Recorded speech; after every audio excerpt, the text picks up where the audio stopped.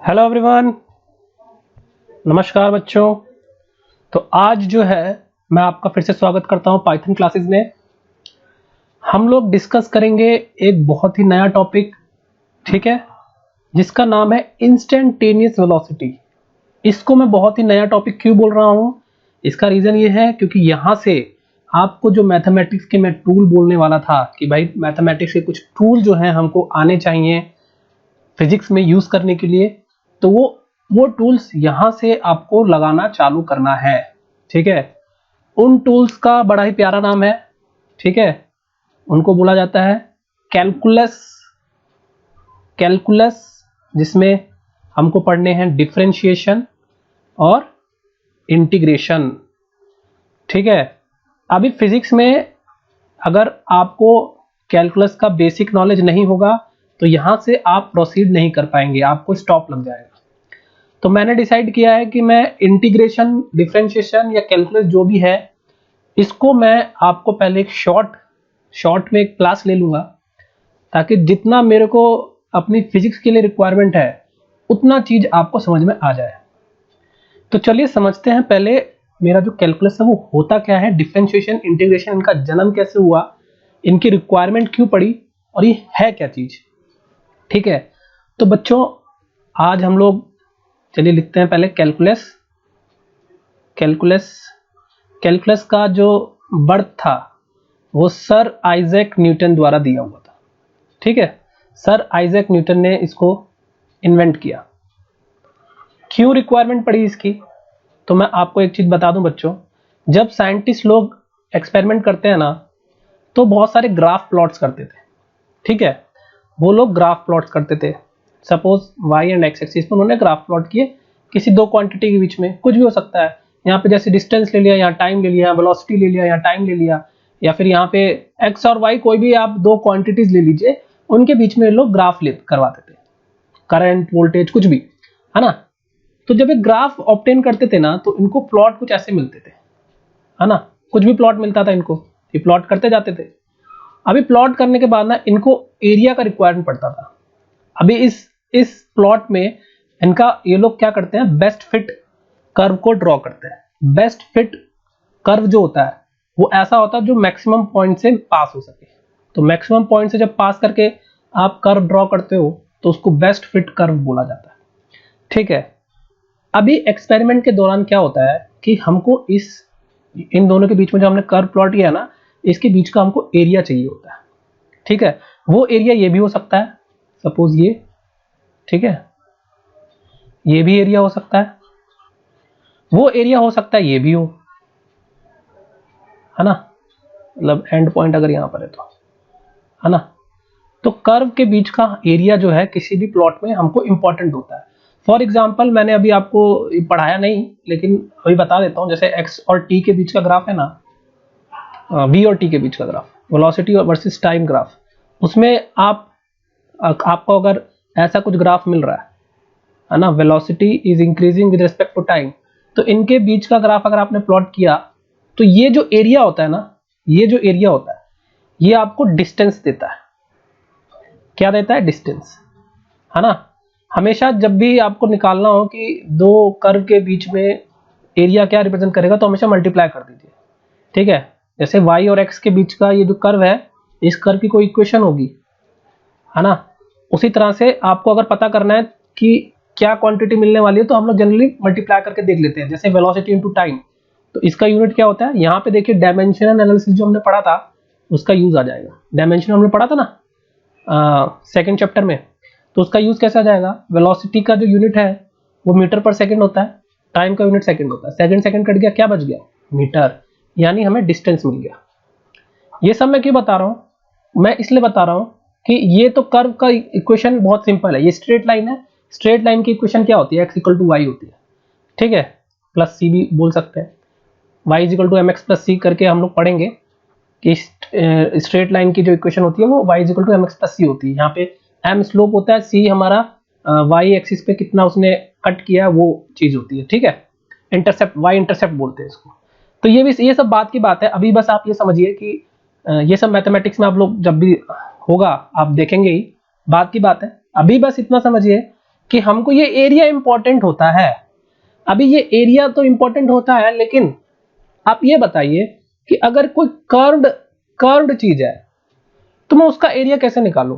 क्योंकि मेरे को रेक्टेंगल का तो एरिया मालूम रहता है, रेक्टेंगल का भी एरिया हालांकि मैं बताता हूँ 1 मिनट, और ट्रायंगल का भी एरिया मैं बता सकता हूँ, है ना।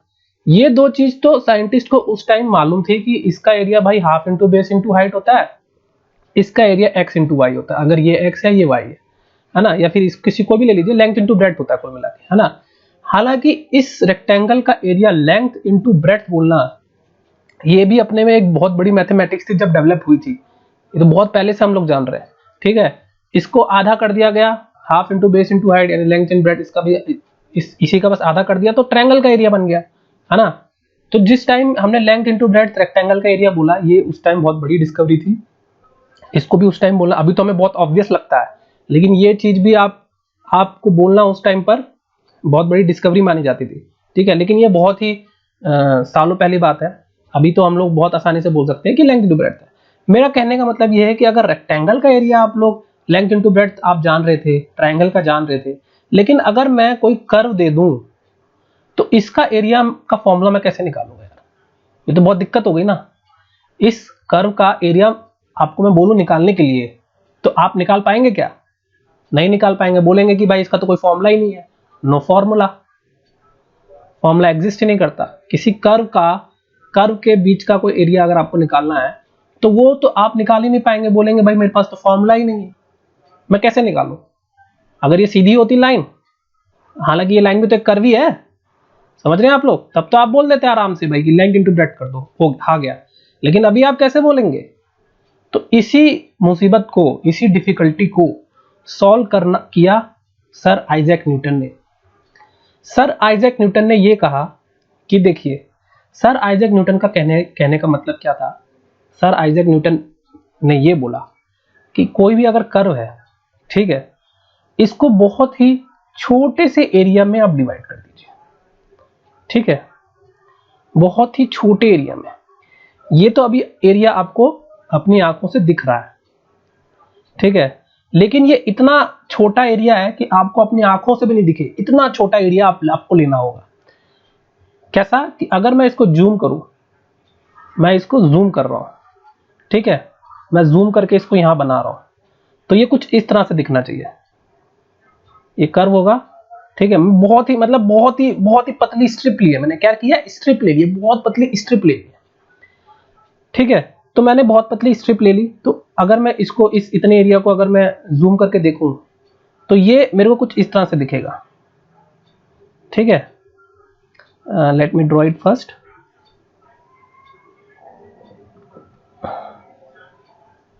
एक मिनट ना, थोड़ा इरेज कर लेते हैं ताकि मैं क्लियर बना सकूं, अभी क्लियर नहीं दिख रहा है, वेट। तो जूम करने के बाद ना आपको कुछ इस तरह से इमेज दिखेगी, एग्री करते हैं क्या? कुछ इस तरह से दिखेगी। इसको मैं ये मतलब समझिए एक बस एक लाइन टाइप से है, और इसको मैं बहुत जूम कर रहा हूं, ठीक है।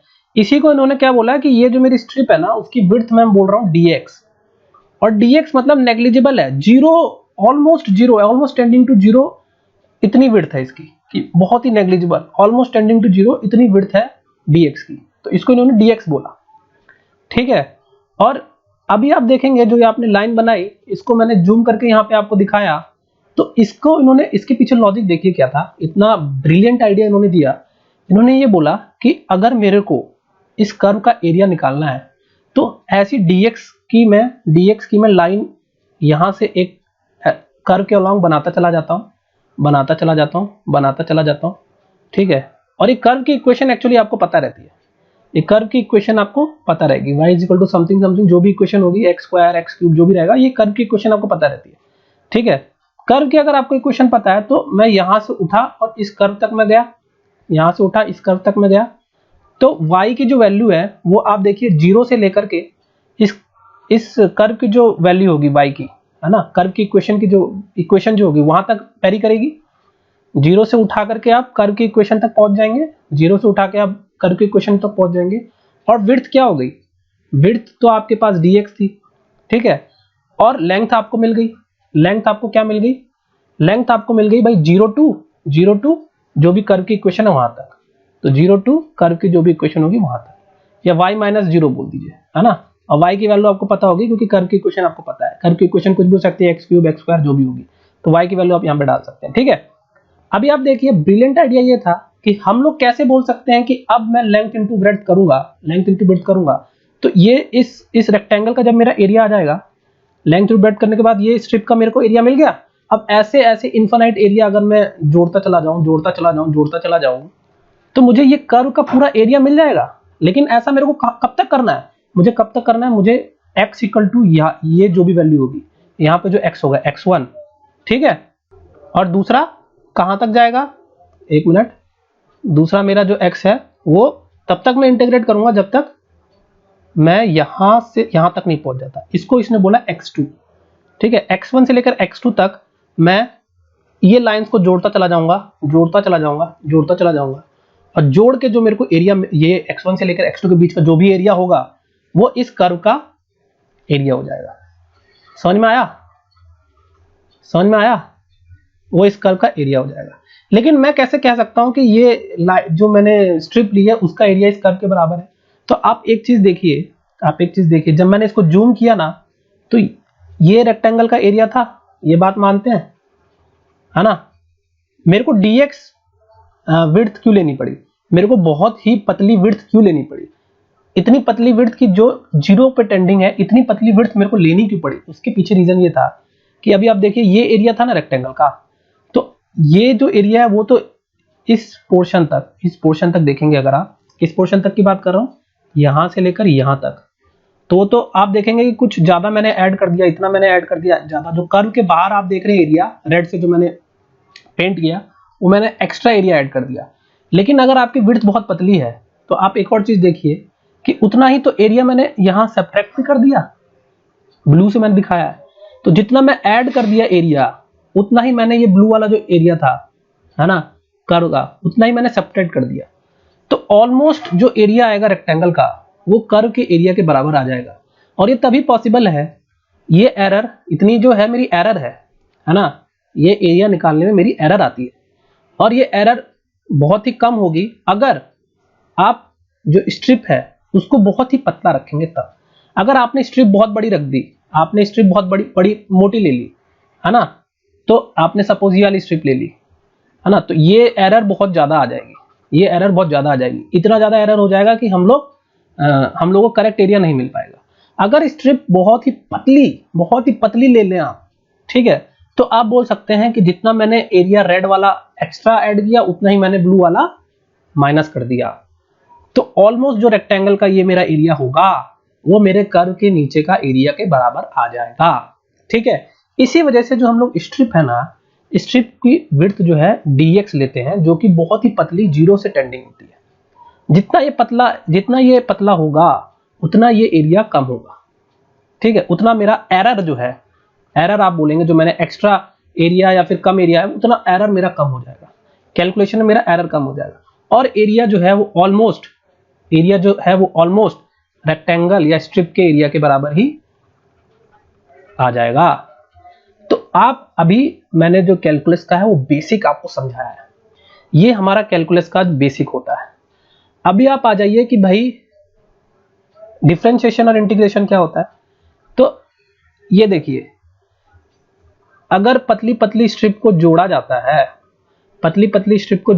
है, तो जो सम है, ये जो सम है उसी को तो इंटीग्रेशन बोला जाता है, ठीक है। इंटीग्रेट किया ना आपने, सम जोड़ना, सम इंटीग्रेशन मतलब जोड़ना, इंटीग्रेट करो, ठीक है।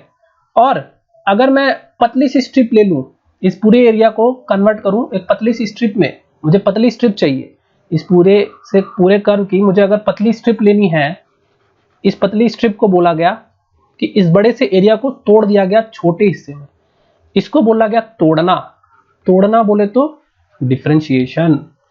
जब आप बड़े से कर्व के एरिया को एक पतले से स्ट्रिप में तोड़ दें, रेक्टेंगुलर स्ट्रिप होगी वो, ठीक है, तो उसको तोड़ने को बोलेंगे आप डिफरेंशिएशन, जोड़ने को बोलेंगे आप क्या, इंटीग्रेशन। तो लेमैन लैंग्वेज यही है, जिससे आपको बहुत अच्छे से समझ में आ जाए, मैं वही लैंग्वेज यूज कर रहा हूं। और अब मुझे लगता है कि ये जो बेसिक है ये अब आपको क्लियर है। अब ये जो तरीका था समझाने का, मुझे नहीं लगता कि इससे अच्छा तरीका कोई भी आपको स्कूल लेवल पे आपको समझाएगा। ठीक है, हम लोगों ने हायर मैथमेटिक्स भी पढ़ी हुई है, तो जितना हम लोग ग्राउंड लेवल पे जाकर के आप लोग को बता सकते थे उतना मैंने कोशिश किया आप लोग को समझाने का। होपफुली आप लोगों को ये समझ में आया होगा कि भाई ये है क्या। तो अब मैं कुछ फॉर्मूले देख लेता हूं, मुझे कुछ फॉर्मूले मेरे को लगेंगे। ये फॉर्मूले मुझे याद करना जरूरी है, क्योंकि यही बेसिक जो फॉर्मूले हैं अगर आपको पता चल जाएंगे तो आपका फिजिक्स का न्यूमेरिकल तो सॉल्व हो जाएगा। ठीक है, और बड़े लेवल पे कोई फॉर्मूला रहेगा और कोई बड़े लेवल पे फॉर्मूला रहेगा तो वो क्वेश्चन आपको तब पूछा जाएगा जब आप मैथमेटिक्स में आप कैलकुलस अपना सिलेबस जो है वो कवर कर ले। तो अभी इनिशियल लेवल पे उतना ही मैं बताऊंगा जितना मेरे को फिजिक्स में रिक्वायरमेंट है, और आप उससे क्वेश्चन तो एटलीस्ट सॉल्व कर लेंगे। ठीक है, तो अब आते हैं फॉर्मूले कौन सा मुझे पता होना चाहिए। तो आपको ये पता होना चाहिए, एक चीज और याद रखिए, ये दोनों जो है ना अपोजिट है ना भाई। जोड़ना is always opposite to your तोड़ना ना। तो integration and differentiation are two opposite tools. Okay, तो देखिए मेरे को अभी इंपॉर्टेंट क्या है, x की पावर n अगर मैंने बोला, x की पावर n अगर मैंने बोला तो इसका जो डिफरेंशिएशन होगा मेरे को डिफरेंशिएशन पता होना चाहिए।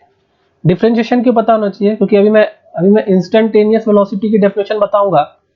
इंस्टेंटेनियस वेलोसिटी की जब मैं डेफिनेशन बताऊंगा तो वहां पर मेरे को डिफरेंशिएशन का टूल अभी यूज होने वाला है। ठीक है, तो डिफरेंशिएशन का टूल मेरे को यूज होने वाला है, इसमें वो डिफरेंशिएशन के फॉर्मूले पता होने चाहिए। तो डिफरेंशिएशन मतलब होता है डी बाय डी एक्स करना, डी बाय डी एक्स ये होता है डिफरेंशिएशन। इंटीग्रेशन मतलब होता है कि इंटीग्रेट किया आपने with respect to D X. ठीक है, और कहां से कहां तक करते थे, x1 से लेकर x2 तक। अगर यहां से ये मेरा x1 है, ये मेरा x2 है, तो मैं इंटीग्रेट करूंगा उस dx स्ट्रिप को, उस dx स्ट्रिप को, ये मेरी dx स्ट्रिप थी ना, dx स्ट्रिप को मैं इंटीग्रेट करूं कर्व के अलावा। ये मेरी कर्व है, कर्व की इक्वेशन, ये मेरा कर्व है ना, एक मिनट ये थोड़ा अटक रहा है, ये कर्व है मेरा, इस कर्व का इक्वेशन सपोज y है।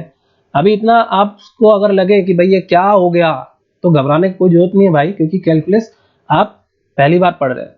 जब फर्स्ट सेकंड क्लास में आप लोग आकर के एडिशन सब्ट्रैक्शन पढ़ते थे, डिवीजन नया आता था, मल्टीप्लिकेशन नया आता था, तो जो हम लोग की हालत होती थी। ठीक है, अभी तो हम लोग को ये भी इजी लगता है डिवीजन मल्टीप्लिकेशन, लेकिन जब फर्स्ट सेकंड क्लास में आए थे और ये डिवीजन मल्टीप्लिकेशन पढ़ते थे तो आपकी हालत खराब हुई थी ना भाई, नया चीज पढ़ रहे थे। तो उसी तरह से ये एकदम नया टॉपिक है आप लोगों के लिए। डिफरेंशिएशन इंटीग्रेशन नहीं आता है तो कोई नहीं समझ में आता है तो इसमें कोई शर्माने वाला बात नहीं है भाई, क्योंकि अभी पहली बार हम लोग एबीसीडी पढ़ रहे हैं इसका। ठीक है, आप 2-3 बार इसको रिवाइंड करके देखिए, आप का जब मैथमेटिक्स का डिफरेंशिएशन इंटीग्रेशन हो जाएगा तब वापस से इस वीडियो को आकर देखिए, तो आपको समझ में आएगा कितना ब्रिलियंटली इसको समझाया गया है यहाँ पर। ठीक है, तो घबराने का जरूरत नहीं है, 2-3 बार वीडियो देखिए, टेक्स्ट बुक पढ़िए, क्वेश्चन लगाइए, तो आपको धीरे धीरे चीजें ऑब्जर्व होंगी। मल्टीप्लिकेशन और डिवीजन में आपने मास्टरी कैसे की थी, आपने क्वेश्चन सॉल्व किए थे। ठीक है, तब आपकी ये मास्टरी हुई थी। इसी तरह से जब तक आप इंटीग्रेशन और डिफरेंशिएशन की क्वेश्चन सॉल्व नहीं करेंगे तब तक आपको इसकी भी मास्टरी नहीं होगी। मास्टरी नहीं होगी तो समझ में नहीं आएगा। ठीक है, तो ऐसा कुछ है, बस मैं अभी यही बता दे रहा हूँ। मैं फॉर्मूले अभी रटाऊंगा आपको ताकि क्वेश्चन सॉल्व हो जाए आपके।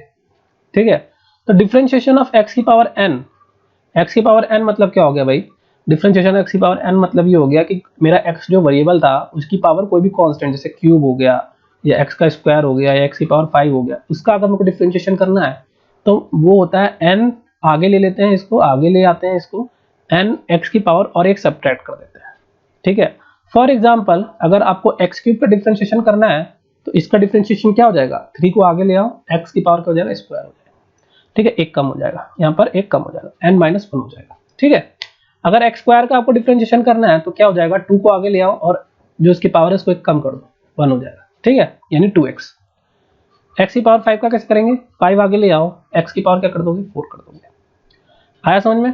तो इस तरह से इसका डिफरेंशिएशन होता है। दूसरा एग्जांपल मैं बताऊंगा कांस्टेंट का। अगर कोई कांस्टेंट है, कांस्टेंट बोले तो कोई भी नंबर 5, 4, 3, 2, 10, 100 है ना, तो ये जो है सब कांस्टेंट वैल्यूज होती है, हमको इसकी वैल्यू पता है। x क्या होता है, वेरिएबल होता है, इसकी वैल्यू आपको नहीं पता है और आप x के रेस्पेक्ट में डिफरेंशिएट कर रहे हैं, है ना। तो वेरिएबल के रेस्पेक्ट में वेरिएबल को डिफरेंशिएट कर रहे हैं, ये मीनिंग है इसका। आप इतना मत सोचिए, अब ये समझ लीजिए कि जो भी आपका नंबर है, कोई भी आपका नंबर है तो उसको हम लोग कांस्टेंट बोला जाता है।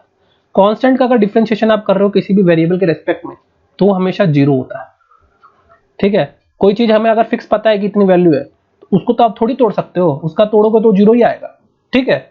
वेरिएबल को ना आप तोड़ सकते हो, कोई अगर वेरिएबल क्वांटिटी तो उसको तोड़ोगे तो आपको कुछ मिलेगा, आपको कांस्टेंट को आप तोड़ ही नहीं सकते, तो इसलिए इसका जो है जीरो आता है डिफरेंशिएशन। ओके, ऐसे समझिए।